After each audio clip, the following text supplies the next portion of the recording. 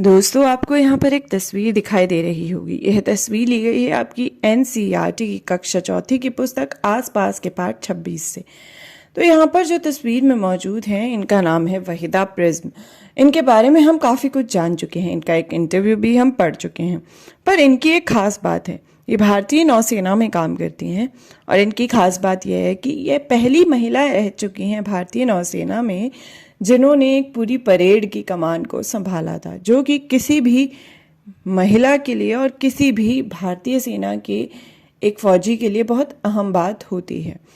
तो दोस्तों, जो हमारी वहीदा प्रिज्म है, ये क्या काम करती है भारतीय नौसेना में? वहीदा प्रिज्म भारतीय नौसेना में डॉक्टर है। Waheeda prism is a doctor in the Indian navy. तो जो वहीदा प्रिज्म है वो तो डॉक्टर हैं भारतीय नेवी में, लेकिन डॉक्टर के अलावा भी और भी काम होते हैं जो कि अलग अलग लोग नेवी में यानी कि नौसेना में करते हैं।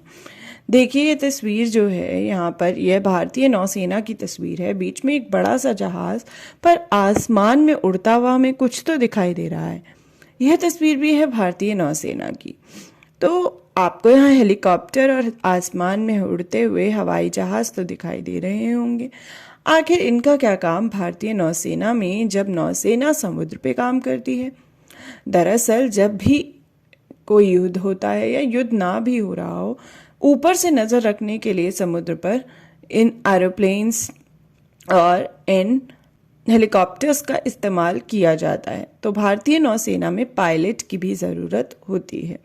तो हमने क्या जाना? हमने जाना कि भारतीय नौसेना में इन दो लोगों के काम ज़रूर होते हैं।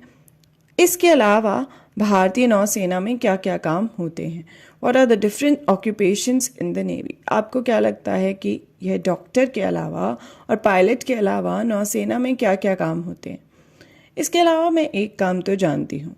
मेरा जो भाई है उसे नौसेना में एक इंजीनियर के तौर पर रखा गया था। तो नौसेना में इंजीनियर भी होते हैं और इसके अलावा वहाँ बावर्ची यानी कि शेफ़ भी होते हैं। तो दोस्तों, हमने जाना नौसेना में क्या क्या काम होते हैं। What are the different occupations in the navy? तो यह 4 काम तो हमने जाने, पर क्या आप इन 4 कामों के अलावा कोई और काम जानते हैं जो कि नौसेना में होते हों? ज़रूर सोचिएगा और पता लगाइएगा।